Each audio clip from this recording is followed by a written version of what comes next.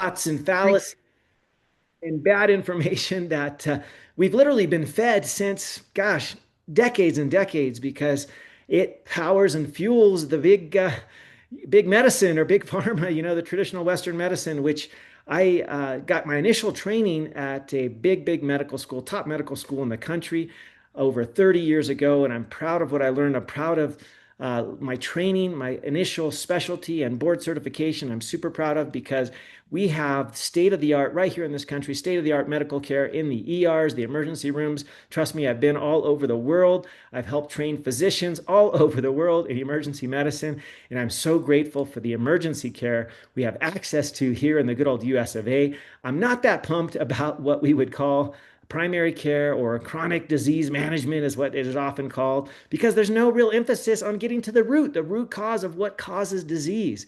Because there actually is a root cause, and it's not just all in the genes. In fact, very little of it is in the genes, probably less than 10%, whereas 90+% is in everything that we do or we don't do. We actually have control over our health. So that's what's so cool and so empowering. And this topic today, which I can't wait to share, is on cancer. Yeah, the big C word, the bloody C word that nobody likes to hear, including me, right? In fact, I've taken a look in my family. We have several different types of cancer, and I've definitely taken a very proactive approach on my end to be able to do my best to prevent it, which involves doing the things that are anti-inflammatory, if you will, because inflammation is literally at the root of all disease. My good friend and colleague there in actually here in Utah, just down the road, Benjamin Bickman wrote a book on why we get sick. And literally, the root of why we get sick is in inflammation and metabolic dysregulation, poor metabolic health, which sadly here in this country, the US of A, over 90% of us are not metabolically healthy. Like, what the heck? We have access to all this health information. Like, we can, and we've got to do better, which is why I'm doing this podcast and I'm sharing this with you because I'm so excited about the information that is available that if we choose to act upon it, we can literally prevent most disease. Like, legit, most disease can be prevented. And that's why I wrote the book Preventable: 5 Powerful Practices to Avoid Disease and Build Unshakable Health. And I'm going to go through a couple of the principles today as we talk about cancer, because cancer is something that affects so many people. In fact, I bet you know somebody personally, whether it's a family member, a parent, a sibling, auntie, uncle, a friend who's gone through a battle with cancer. Personally, in my family, I have several close relatives who are currently battling or have battled cancer. And like I said, I definitely have some genes in my gene pool, which put me at risk. And so this is as interesting to me as really anybody out there. And I'm sure you're interested in what causes the big C, what causes cancer. Is it genes? Is it just bad luck? Is it just getting older? Like, the truth is, the overwhelming majority of cancers are not actually caused by genes in and of themselves. Yeah, there is some predisposition.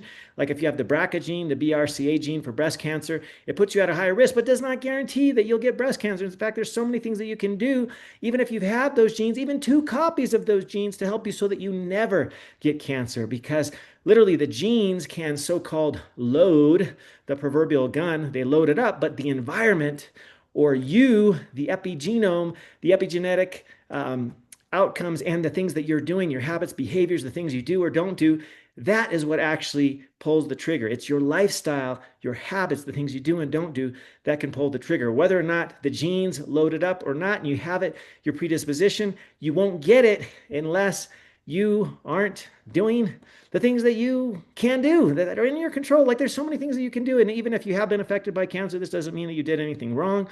You have the power to affect your genes and turn off the oncogenes, or the ones that cause cancer, or the pro-oncogenes, the ones that could cause cancer, and turn on the genes that protect you. You can turn on your immune system to surveil your body better so that it finds cancer at the early stages and takes care of it. You actually have cells in your body called the natural killer cells, whose job is to go out, seek, and destroy these precancerous or early cancer cells. And I'm going to help you to learn that today, what you can do powerfully and simply in your life to prevent not only most disease, but most cancer. In fact, the World Cancer Research Fund and the American Institute for Cancer Research, they estimate that the most common cancers out there, the majority of which can be prevented through nutrition, through physical activity, maintaining a healthy body weight. Like this was actually shown recently in PubMed. It was in 2020.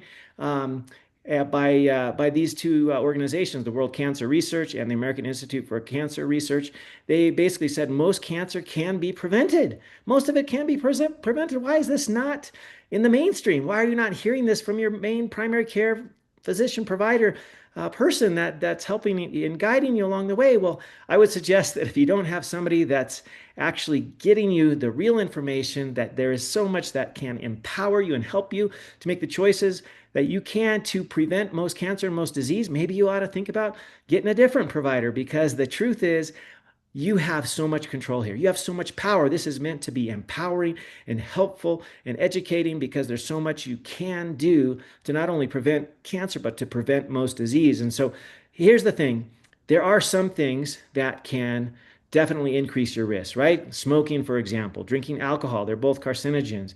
Um, if you're having overwhelming amounts of stress that you just can't control, you're having poor sleep, like, yeah, those things can definitely increase your risk of getting cancer. In fact, there was a recent study I'll share with you from the World Cancer Research folks, and what they said, which I totally agree with, is that more than half of cancers are influenced by the things that we actually can change, the things we actually have power over, like our sleep, like our stress, how we optimize it, like our diet, our nutrition, like our movement patterns. And so in this in this episode today, I'm going to share with you what actually causes cancer and how it relates to the drivers, both the upstream and downstream root causes, and that we can actually do something about, right? That we can influence. We're going to talk about the latest research. We're going to talk about what it says about our food, what it says about our toxins that may be affecting us, that we literally live in a toxic milieu or environment all around us, and how we can eliminate or reduce most toxic exposures, what we can do lifestyle wise. I'm going to share, kind of weave in my practical 5-pillar framework that I shared in my book, Preventable, because it talks about how not only can you prevent most disease, but how you can prevent most cancer by stacking the odds in your favor. So that even though if you have the genes like I do, and the gun might be loaded, so to speak, the trigger never gets pulled, because you have control over that with your lifestyle, with your choices. You are empowered, because this is not fear-based. This is empowered prevention, the things that we can actually do. Yes, CAN. All right, well, let's just get going. What causes cancer? Let's go super, super simple. A lot of people think, cancer is some foreign rogue thing. It's invading my body. But actually, the cancer is you. It's inside of you. It's you, your genes, your cells have gone rogue. They get damaged in some way. Maybe it's a toxin. Maybe it's by inflammation from food that you've eaten. Maybe the DNA repair systems that are supposed to fix the damage at the DNA level, they aren't working properly because of the inflammatory milieu. Maybe your immune system just misses these precancerous cells, the so-called proverbial pro-oncogenic cells that are out there with uncontrolled cell growth, and they're spreading rapidly and they're growing rapidly, and the immune system doesn't recognize them because it's not working at its tip-top highest level shape. Like we shared about just about 2 weeks ago in an episode of the podcast, we talked about the immune system and how you can supercharge it. And maybe it's not recognizing these kind of precancerous cells. Or maybe there's damaged cells that you have that aren't being eliminated that should be getting autophagized. I don't know if that's a word, but they should be getting taken care of by this self-eating mechanism called autophagy, which can happen overnight while you're sleeping, while you're fasting, while you're doing your circadian 12, 13, 14-hour fast. That's when the cellular cleanup happens, when those damaged cells get taken care of through a process called autophagy. I love that. I just invented a new word today, autophagized. I don't know if that's a real word, but I like the sound of it. But autophagy is the process where the cells get eaten up that are potentially damaged and could be senescent cancer cells. They could be dying cells that are mutated and have DNA that's messed up, and they shouldn't be reproducing because maybe they have DNA injury damage that's could lead to cancer, for example. So here's the deal.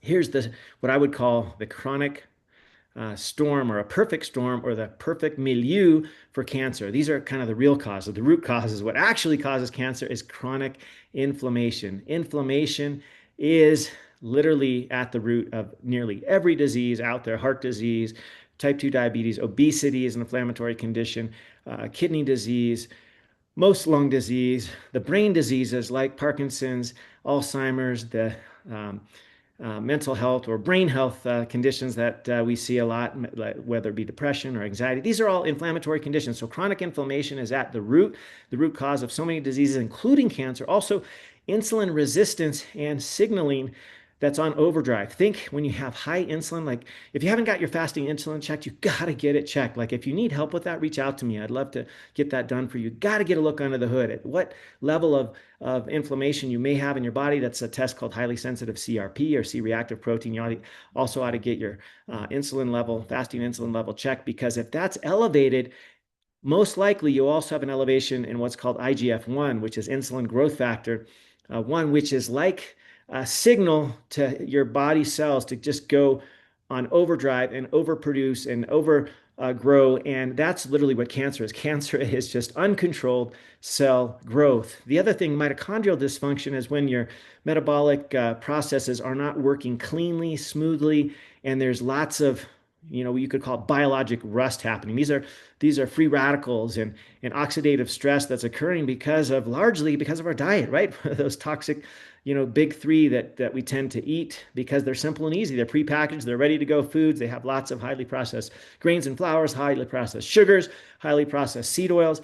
Those things cause inflammation, they cause insulin resistance, cause mitochondrial dysfunction, and they can lead to cancer. The other thing is toxic exposures, the toxic load that we get from our environment, whether it be things that we're purposely putting in, like smoking or drinking, or pollutants that we're exposed to. If we live next to a golf course, for example, there's been studies showing that increases your risk of many of the chronic diseases. Endocrine disrupting chemicals, like in the plastics, the BPAs, etc., they can disrupt our hormonal system, right? The endocrine system. They can act like xenoestrogens, kind of like fake estrogens that cause us to put body weight in certain places and have, if you're a dude, the man boobs, so to speak. If you're a woman, you can have PCOS. All of these kinds of things can be from our environment.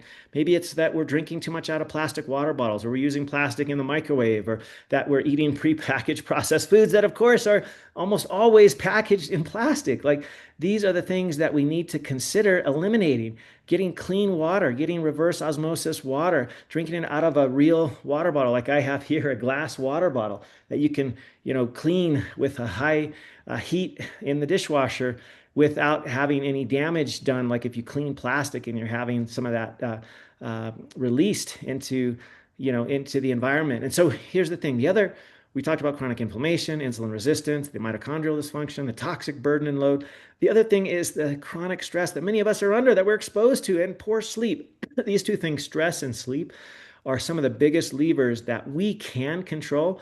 But when we don't pay attention, when we don't prioritize, and when we don't pay attention to these two powerful levers, they can work to our disfavor, right? If we're under chronic stress and we don't have any mechanisms to deal with that, to optimize it, to turn stress into what we call a eustress, a good type of stress, a hormesis that helps us get stronger.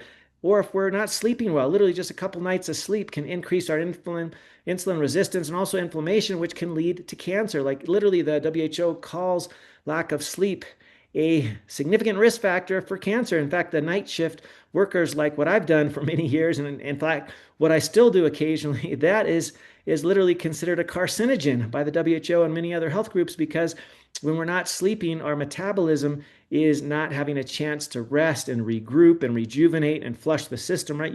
The whole brain has a process which cleans out the toxins, which flushes all the intermediates. It cleans out and sort of does the housekeeping at night through a process called the brain's glymphatic system, which only effectively happens while we're sleeping. So if we're not sleeping, these metabolites, these toxins, whether it be the beta amyloid proteins, the tau proteins, heavy metals, they can build up in our brain and other tissues and can lead to cancer. Another thing is your gut. When your gut is not happy, that's why I did this 2-part series on gut health, that you've got the first episode already, you get the second one next week. Gut health is literally at the root of everything. Remember, even Hippocrates knew that about 2,000 years ago. He said all disease begins in the gut. Well, actually, all health and all healing also begins in the gut, because we get to choose. We get to choose based upon the food that we eat, because food is information, and the activities that we do or don't do to help get our microbiota into its most effective, active, and helpful, synergistic, and symbiotic state so that it can work with us to prevent cancer. And when we're not having it in alignment with good health and it's got basically an imbalance of the good and the bad microbes, and the bad are outweighing the good, that's called dysbiosis. And that's actually been shown to cause cancer, to be at the root of inflammation that can cause cancer.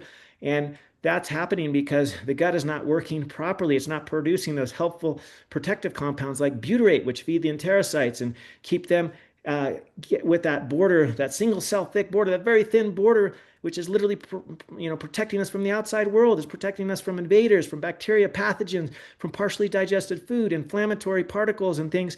When our gut is leaky, or when we have increased intestinal permeability, this is so-called leaky gut or gut dysbiosis. This puts us at risk for inflammation and cancer as well. And so here's the thing. We need to pay attention to all of these things, right? To our state, whether it be of inflammation, hopefully not, or an anti-inflammatory state, which we're going to talk about how we can do that. We got to get sensitive to insulin and not have insulin resistance. We got to have our mitochondria working well and not producing this sort of biologic rust. We got to eliminate toxins. We got to optimize our stress and our sleep. We got to get our gut healthy, because here's the thing. We need to think about this as not just the bacteria that is within our gut, the microbiota, for example, but we got to think about the soil that's there, and also the seeds that we can plant. And the soil is basically the prebiotics, the fibers that we should be eating. We should be eating, 30 to 60 grams of fiber per day. Most of us here in the US are having like 10 grams of fiber per day. It's horrible. Like, we got to increase our fiber because that feeds the gut, keeps the gut healthy, and producing the metabolites like butyrate that feed the intestinal cells, that keep that border intact, and so it's not leaky. And when it's leaky, then we get all of these particles passing through, including the pathogens like the bacteria, viruses, and undigested food, and metabolites and things that are very inflammatory. And so we got to get that gut tight. We got to get it healthy. And so a lot of that is on what we are doing or not doing. We'll talk more about that. Also, we need to get our metabolic health up to speed, because insulin resistance, as I shared about a few minutes ago, and insulin-like growth factor 1, which go up when our insulin is not operating at its best. And so we're pumping out more and more of it, and your fasting insulin is elevated. That causes more visceral fat. It causes not just the lining of your organs and things to be fatty, like fatty liver, but it also is a driver of cardiovascular disease, as well as neurodegenerative diseases, and a driver for cancer. Like, the metabolic terrain, if you will, is enormously important. And so here's the thing. The number one root cause that's modifiable, changeable, that you've got power over right now, today, that actually drives cancer is what lies at the tip of your fork. Like, literally, it's your food. It's the quality of your food. And here's the thing. Most of us know that our diet, or our intake, our nutrition, it actually matters. Well, of course it matters. In fact, recently there was a study that was basically titled Ultra Processed Food and Risk of Cancer. And this was out of PubMed 2025, and how they literally cited how most cancers can be caused, or the risk increased, by ultra processed foods. It's like, duh, it's something I've been talking about for a decade, that literally now we have the research to show it. Like, ultra processed food, which is sadly, I think in adults nowadays, it's around 70% of our diet. In youth and younger kids, it's closer to 80% of our diet, which is so pathetic. And it really, oh my gosh, it makes me so sad. I mean, if you just look at what they're serving up at school lunch, I mean, it is 99% ultra processed food. Like, it's crazy. That's why my kids don't eat school lunch. I pack their lunches at home. That way we have input and we have control, just like you and I do, over what we choose to eat. In fact, there was a study out of the Mass General that was published in JAMA Oncology also late this year in 2025, that looked at 29,000 women. And they found that those that were eating 10 servings or more of ultra processed foods had a 50% higher risk of developing colon cancer. I mean, what the heck? A 50% higher risk. And here's the thing. It's entitled Study Finds Adults Who Consumed More Ultra-Processed Foods Had Higher Rates of Early Onset Colorectal Cancer. Over 30,000 female nurses under the age of 50 from Mass General Brigham Hospital, Mass General, and they had 45% higher risk of developing colon cancer, which the adenomas, which are the precursors of colon cancer. And they were like blown away at the significantly increased risk. I mean, they didn't think that it was protective, of course, but they were shocked to see that those that were eating 10 servings had basically a 40% higher risk. Those that averaged 5 servings of ultra processed food amounted to a 35% of their total um, increased risk. And I mean, it was crazy. Like, let me just read this. This what I thought was just crazy. It says women who consume the highest amount of ultra processed foods had a 45% higher risk of developing these conventional adenomas, which are precursors to colorectal cancer, compared to individuals who consume the lowest amounts of ultra processed foods. And so, like, the other thing is they said that the other risk factors for cancer, such as increased body mass index, type 2 diabetes, and low fiber intake, um, those also were controlled for. And so this literally was explained, even though those are known to be risk factors for colorectal cancer, that they actually controlled for that. So their increased risk was not based upon that because those were similar in the groups, but it was based upon literally the ultra processed food amount in the diet, which, I mean, that is crazy. A 45% higher risk. That's huge. So think about anything that comes with the three B's, right? It's in a bag, it has a barcode or comes in a box or something. These prepackaged foods, this is ultra processed food, right? Anything that has more than 2 or 3 ingredients, like, has to be sus, as my kids would say, or suspect, right? Any of these TV dinners, processed lunch meats, bakery items, cereals, energy bars, things like that. They might even be propagated and broadcasted as health foods, right? Like granola bars and things like that. I mean, just look at the ingredient count. There's more than 2 or 3 or 4 ingredients. Like, legit, these things are highly processed. There's just no two ways about it. Even if they're protein bars that have 30 grams of protein, which I love the fact that they have 30 grams of protein, but if they have 50 other ingredients, maybe you should be ditching those and just eat a handful of nuts or eat a piece of cheese or a couple of eggs or some healthy protein coming from either a plant or animal source. These that are highly, I would say, simple and single ingredient type things. You know, a grass-fed steak, for example, or a jerky, a piece of jerky that's grass-fed that has maybe one ingredient, grass-fed meat, or maybe it has a little salt or something. It doesn't have any preservatives, doesn't have any high fructose corn syrup or sweeteners or other flavorings. It's literally just the meat and nothing else. Like, you got to pay attention to the source of your food. It's not just about what the macronutrient makeup is. And I think a lot of people are over concerned about macros nowadays. Oh, how much protein does it have? How much fat? How much carbs? Like, that's all cool to pay attention to, but literally the source of your foods is even more important. Like, is a clean source? How many ingredients are there?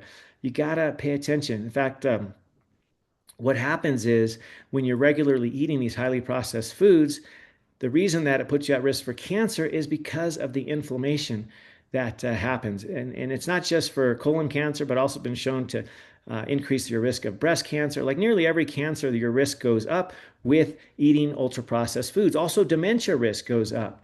I mean, it's crazy. There's so many things that go up when you're not eating food from the source, right? Single ingredient whole foods. Like, back in the day, they used to just poo poo all the processed meats and say, oh my gosh, it's the meats, it's the meats, it's the meats.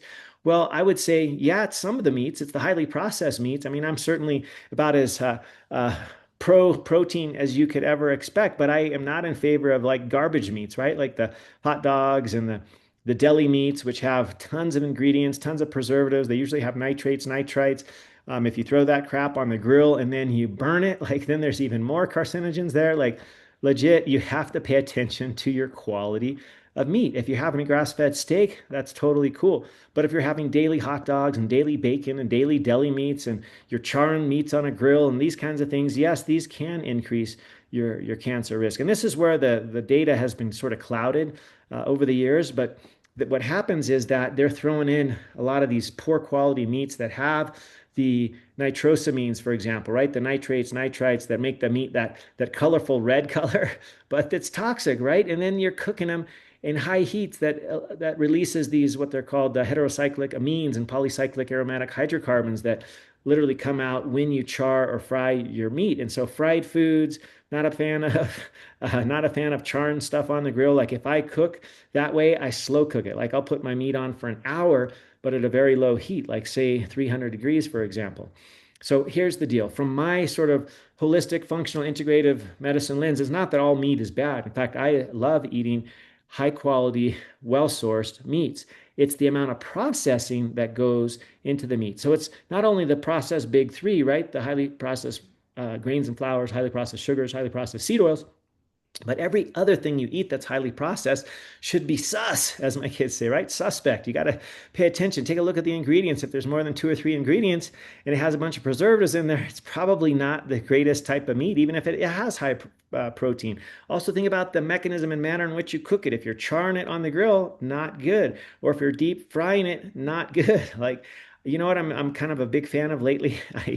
We are using the crock pot because we throw our meat in the morning and literally it slow cooks for like 6 to 8 hours. And so the meat that we're having at dinner is buttery. Like it is so soft and just moist and amazing because it's been slow cooked for the whole day. It's not fried, it's not burnt.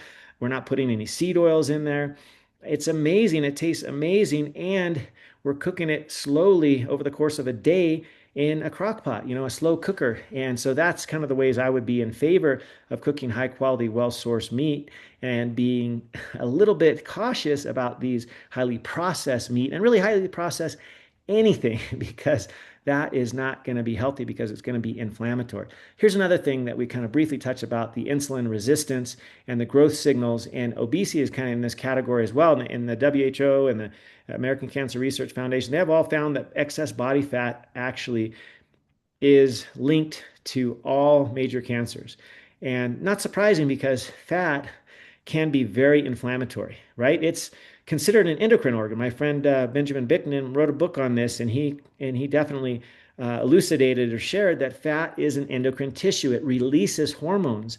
It releases inflammatory cytokines. In fact, a lot of this fat that we're having, that's what we call the visceral fat, right? That not so healthy fat pumps out inflammatory cytokines. I shared about how it can increase estrogen production, cause the man boobs, or cause the PCOS in women, for example. It also tends to secrete insulin and insulin-like growth factor 1, which tells the cells like, keep growing, divide, and don't die. Like it's literally causing them to overproduce and to continue to grow and divide and not die. And that's the combination, the perfect storm for cancer. And so it's not surprising that obesity has been linked to almost every type of cancer, increased risk with obesity because of the chronic inflammation and growth signaling that is happening. It's literally like a fertilizer for early cancer cells to be in this inflammatory environment caused by excess fat, especially the visceral fat. So pay attention to that. Pay attention to that. It's better to have subcutaneous fat, which is the fat just under the skin,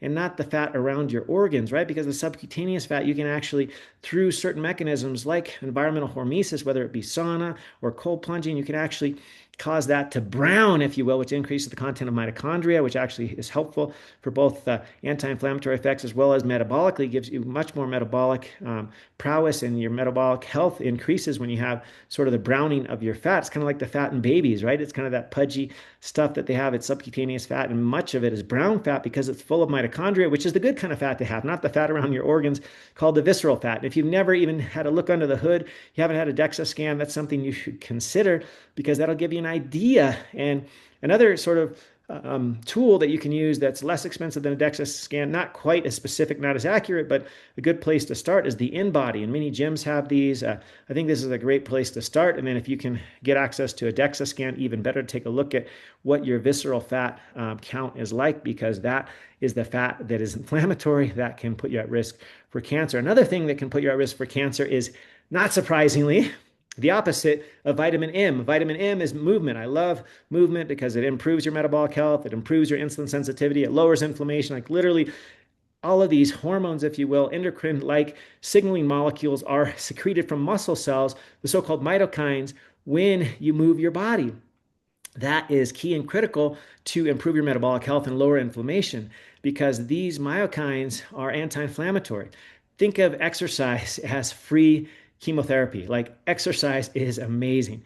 Free chemotherapy for you without the side effects. Like exercise is legit like the most powerful signal that you could give your body to reduce its cancer risk. And even if you do have cancer, exercise is going to improve it. And there's actually several large studies, in fact, a recent one that showed that almost every cancer out there is increased in risk when you are sedentary. And it was called Evidence-Based Approach to Nutrition, Sleep, Physical Activity, and Stress. And they basically said these lifestyle related illnesses, such as diabetes, cancer, dementia, are rising at an alarming rate, especially among those that are sedentary. Like, duh, big surprise. So, exercise is literally free chemotherapy without the side effects. So if they could encapsulate movement or exercise into a pill, I mean, it'd be the biggest blockbuster of all times. And you have access to it for free. So, move your body. uh, what were they saying that sitting is the new smoking or sitting is the new cancer causing agent? Like sitting is not good. That's why right now, as I'm sharing this podcast, I'm standing. I'm at a standing desk. I have at my feet, I have weights that literally I can put in my hand and I can lift during my work day. I can put these up into the air and I can move my body and I can dance and I can do a plank or I can do all these kinds of activities from my desk, right? Whether it be an air squat or a lunge or whatever that looks like, because movement is the antidote for almost everything out there that's a negative health condition. The therapy that you can reach for that's among the most powerful is simple movement and exercise. All right, another thing that actually can be a cause or a risk for cancer, not surprisingly, is alcohol, because alcohol is a toxin. There's really no safe level of alcohol. I hate to say it. Like I know a lot of people out there like to drink, and I think, if you limit it to special occasions or the weekends or a little bit of wine here and there, like that's cool. But just understand that all alcohol is carcinogenic. It's all toxic. Like, please limit your alcohol. The American Cancer Society, they note that there's a clear link between alcohol and at least the 7 common cancers, including breast and colon and liver and esophageal cancer. Like, legit, they're all um, impacted by alcohol. In fact, this was just published recently, and it was an amazing review because it took into account all of the major cancers. And it's basically said that the things that we know of, diet, exercise, alcohol reduction, these are the things that can literally make a big difference in preventing cancer. So just remember that alcohol is toxic. It damages DNA. It generates a carcinogen called acetaldehyde. It raises your estrogen levels. It disrupts sleep and detox pathways. We talked about that earlier. Like, sleep is key and critical and powerful and important. And if we're not taking it seriously, and alcohol definitely disrupts your sleep. I mean, if you don't know, wear one of these watches for a couple of days after, while you're having a nightly wine or something like that, a glass of wine, and then look and see what it does to your sleep as opposed to the days that you're not partaking. And I promise you, your sleep will be better if you're not drinking. And when you're not sleeping well, that increases your cancer risk. So when we talk about prevention of cancer, like, consider cutting back or even cutting it out altogether. It is one of the highest risk levers that's free, powerful, and can be so simple. And like I said, in any amount, it's carcinogenic, toxic, and a toxic alcohol. So I would say eliminate or reduce significantly your alcohol consumption, and your body will thank you. Your sleep will thank you. You'll decrease your cancer risk. And you know what? At the end of the day, you're going to save a buttload of money and maybe use that money for something fun because it's expensive. I look at the tabs of friends and family that go out and they have a nice dinner, and then literally the alcohol doubles their bill. Like, holy moly. Like, I can't even imagine what that would look like if I added that to my bill, considering if I go out to eat and it's my wife and kids, like, that's 8 of us already. It's a giant bill. But if I threw alcohol in there as well, like, holy moly, it would be crazy. And so save your money, save your health, decrease your cancer risks by ditching alcohol. All right, another thing that actually causes cancer, and I shared briefly about this just a few minutes ago, is the environmental exposures, the toxins, the xenoestrogens, the environmental toxicants, if you will. These come from plastics, BPA, BPS, phthalates, and fragrances, personal care products, things that you're putting on your skin that you're not even thinking about, whether they be deodorants or lotions or makeup products. Like, there's so many things that have these phthalates in them, and they are potentially carcinogenic. Like, go to the EWG.org, Environmental Working Group, and check out your personal care products on their site to see if they're containing some of these toxins, because it can be simple to reduce or just eliminate altogether and just buy products that don't contain these kinds of toxins. And the EWG.org website is a great resource for that. Also, think about your foods. If they're pesticide laden, they can potentially cause not only significantly negative effects on your gut, your microbiome, your microbiota, but also could be cancer causing. So take a look at that. Consider organic if at all possible. The EWG.org Environmental Working Group also has a great list called the Dirty Dozen and the Clean 15 that will help you with that. Heavy metal exposure can increase your cancer risk.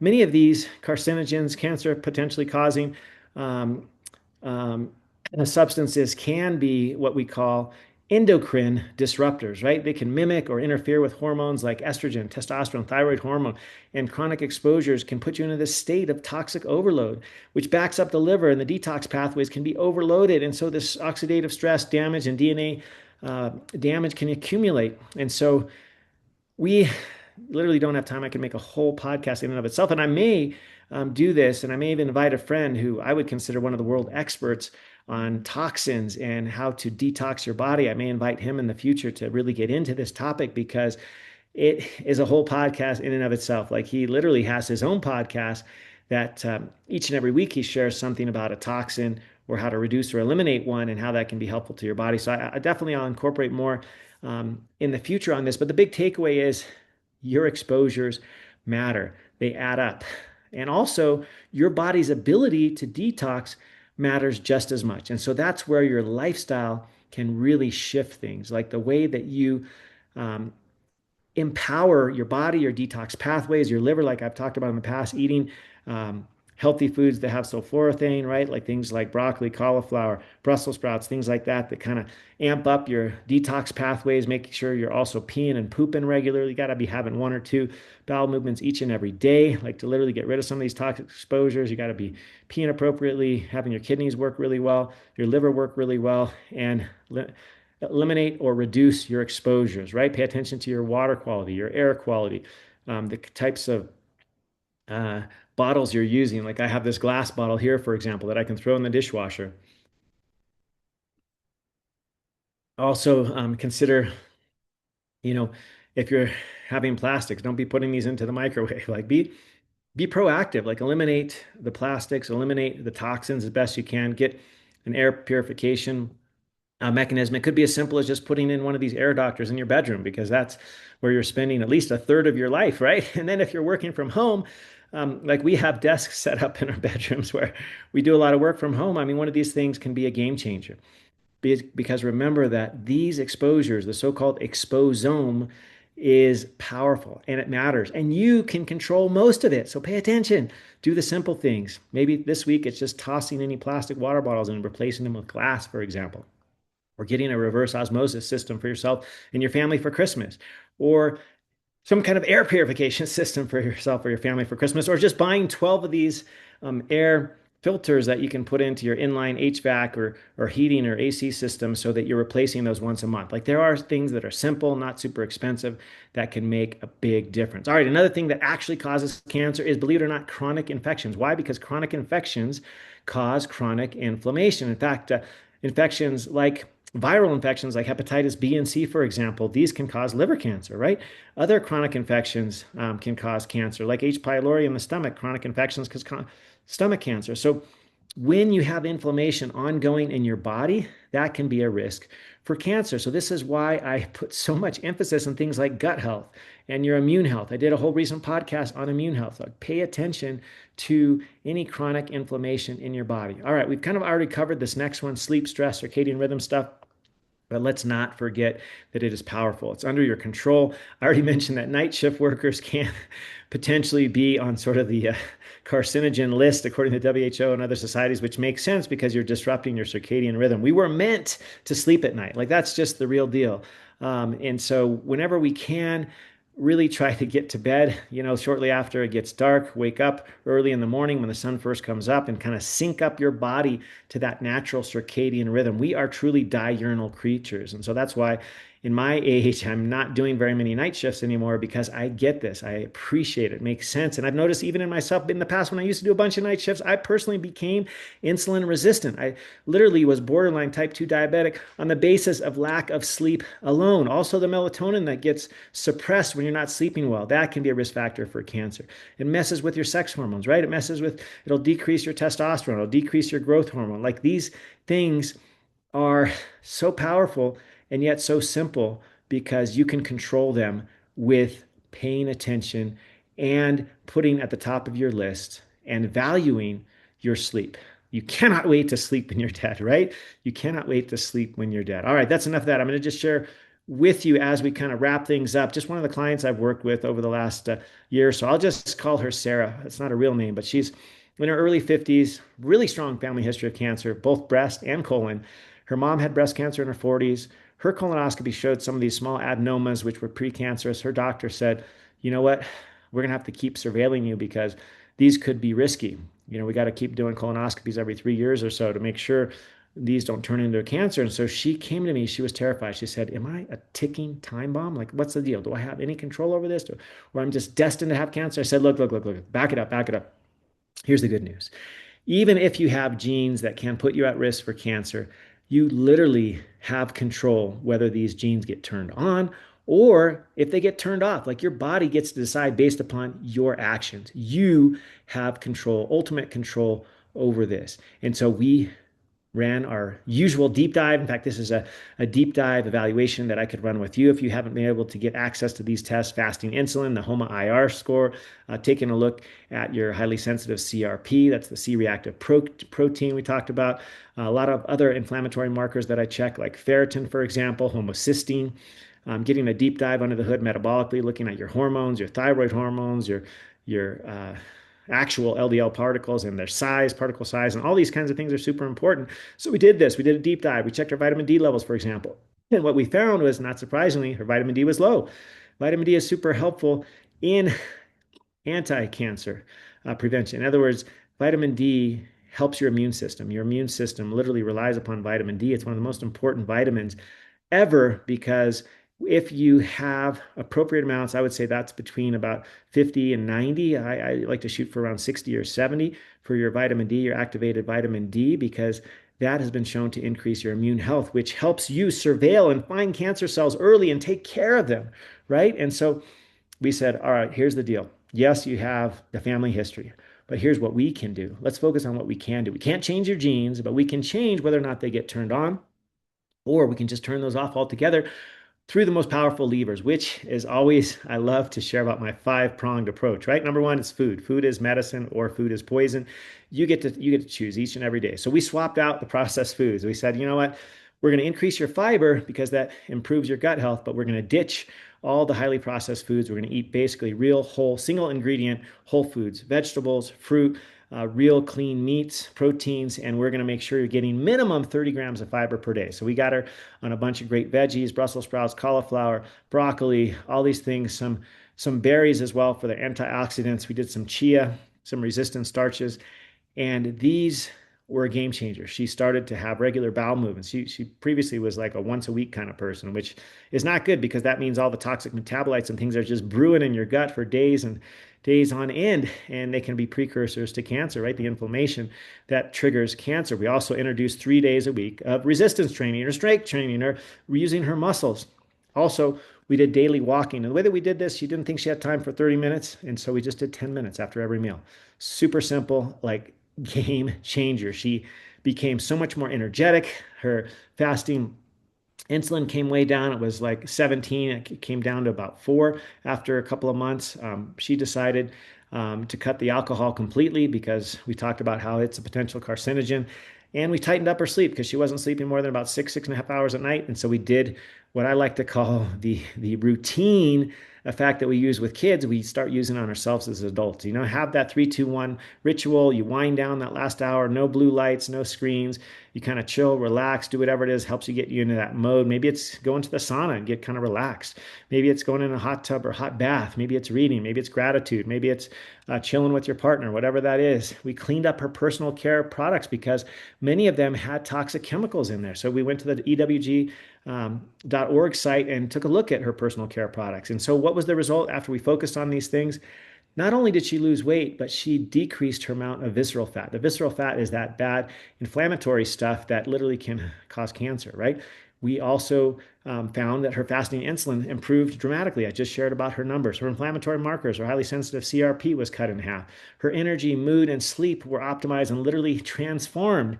And so The cool thing is when she went back, she had a follow-up colonoscopy. They didn't see any more of these adenomas, like no new polyps, like legit. She was clean when they did her scope. They were shocked because before she has tons of polyps and there literally was no polyps on the repeat. And so, is this proof that she prevented cancer? Well, we can never say that definitively, but we absolutely altered the terrain that initially for her was in the wrong direction. And that's the game here is you do your best to optimize the lifestyle habits that you have control over.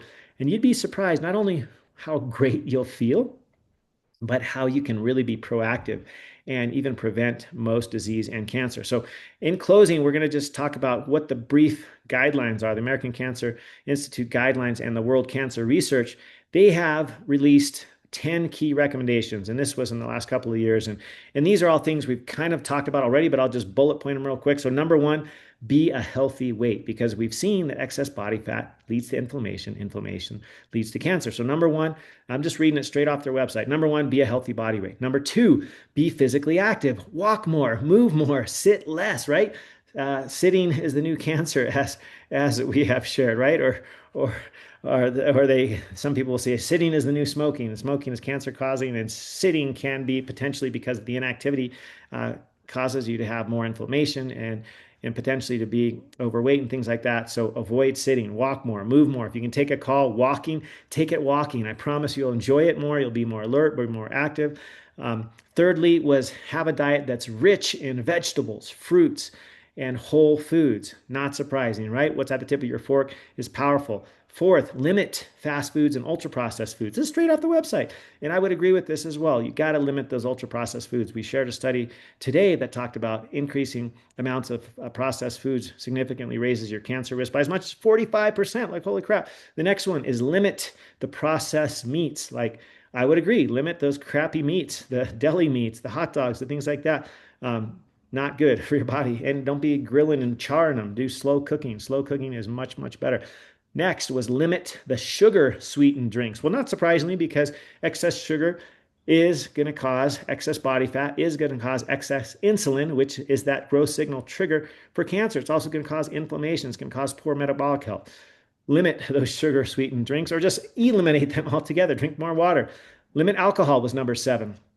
Number 8, don't rely solely on supplements for cancer prevention. Remember, supplements are truly supplemental. Like, yes, I take a bunch of supplements, but first and foremost is my diet. Real, whole, single ingredient foods, first and foremost, super important. And mothers, this was kind of an additional one. If you have the ability to breastfeed, definitely do so. That's been shown to decrease cancer risk. And then they share at the end of the day, they say, if you've gotten a cancer diagnosis, please do these 1 through 10 things. Like, follow these same guidelines. There's the same ones that they are basically recommending to help prevent cancer. If you get a cancer diagnosis, go back and do all these 10 things. Like, literally, they work for both cancer prevention and optimizing your cancer treatment. And so this is all data driven. This is from the American Cancer Society. This is not something I made up. I do happen to agree with it. And at the end of the day, these things are simple. These things are powerful. And I will just wrap it up with my 5 pillars, which I've already kind of alluded to. Pillar number 1 is nutrition, right? You eat real whole foods, those that lower inflammation and those that lower insulin, because lowering your insulin means you're going to be more metabolically healthy. You're going to be reducing your visceral fat. And so ditch the highly processed foods, right? The big 3, the highly processed grains, the highly processed sugars, the highly processed seed oils. Boom, simple. Pillar number 2, movement. You got to move your body. We talked about this because if you're moving your body, you literally release myokines, which are anti-inflammatory. You also increase your insulin sensitivity. Your muscle mass is your metabolic armor, if you will. This reduces chronic inflammation. So you got to get the minimum, at least 150 minutes. Zone 2, I would say 3 days or more of resistance training, and also break up the day with the movement snacks. I love doing this. That's why I always stand when I'm doing my podcast. You got to break it up. Maybe walk every meal for 10 minutes afterwards. Like, simple things that are repeatable can be very, very powerful. Pillar number 3 is sleep. You got to optimize your sleep and optimize your stress, because that's when you literally have these cells, the natural killer cells, and also the brain lymphatic system, flushing your body of toxins, getting rid of them. And you support melatonin production, which is very much anti-inflammatory and anti-cancer. Melatonin your body can make while you're sleeping appropriately. Aim to, I would say, 7.5, 8 hours, or 8.5, 9 hours, 7 to 9 hours. Just depends on you. I try to just shoot for 8 each and every day. Be consistent. Routine matters. Get your room dark, cool, quiet. Simple things you can do, right? Buy an eye mask, buy some earplugs, like super simple stuff. You can put in a background sort of white noise or just wear earplugs, like whatever works for you, like simple things that will change the game. The other thing is you got to detox your environment, lower your toxic burden.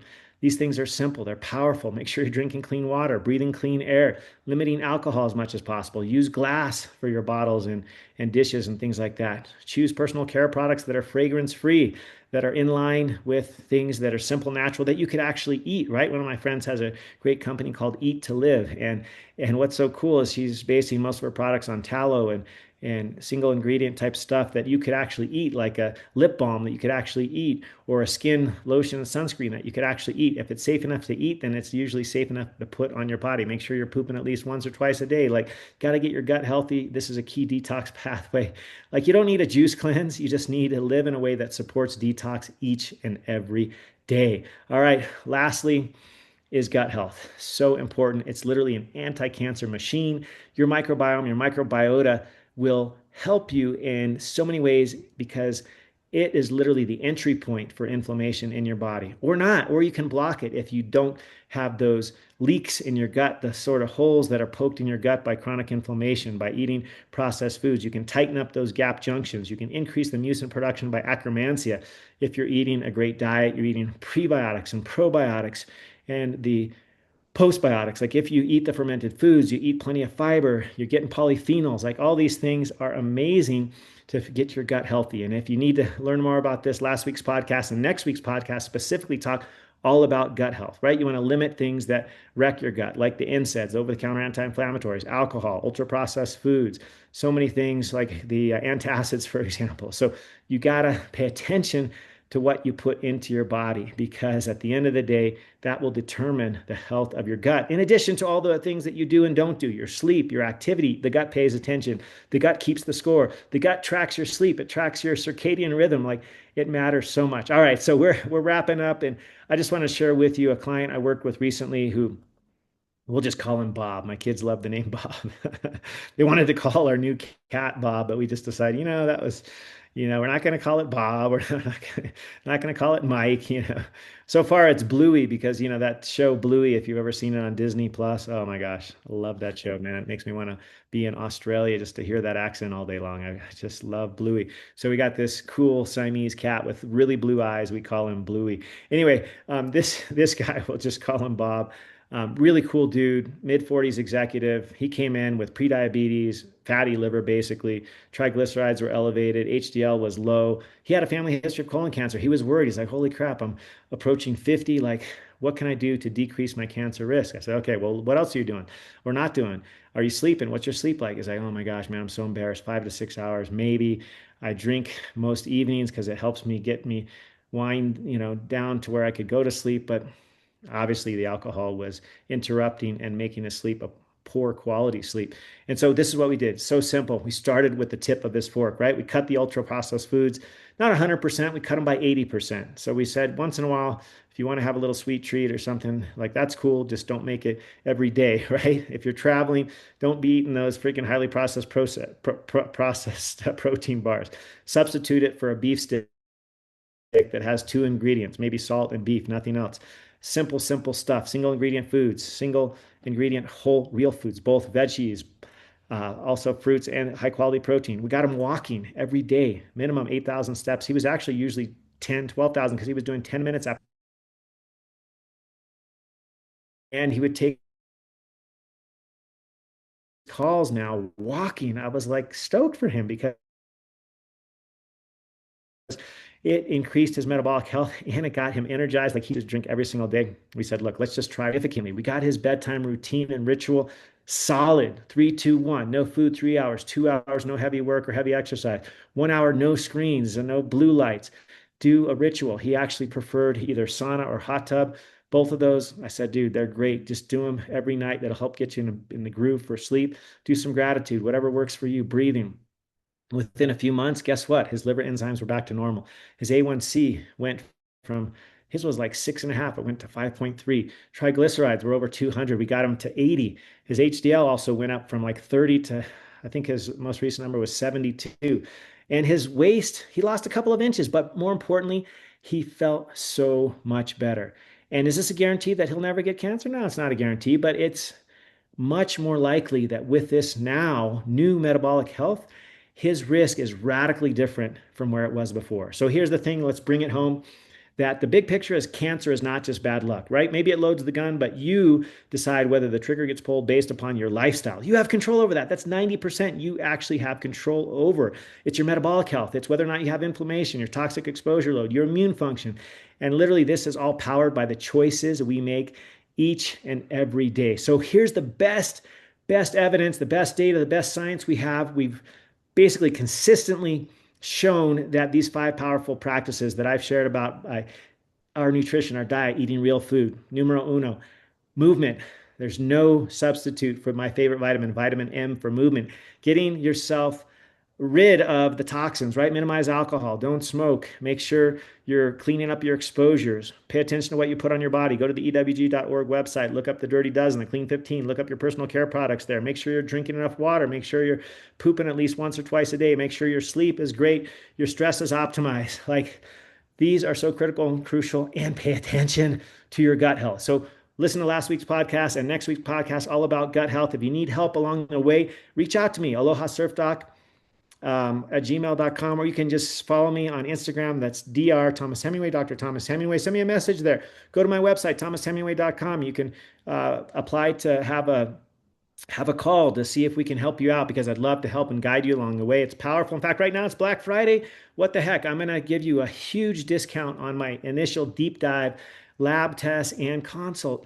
We'll take $1,000 off of that. Just message me, Dr. Thomas Hemingway, thomashemingway.com. I'll help you out. I want to make sure you get a look under the hood, you get this stuff done so that you are empowered, that you are in control. Because remember, at the end of the day, 90% of this is what you do, and it's not out of your control. It's not just bad genes. Like you literally have control over this. It's empowering. It's awesome.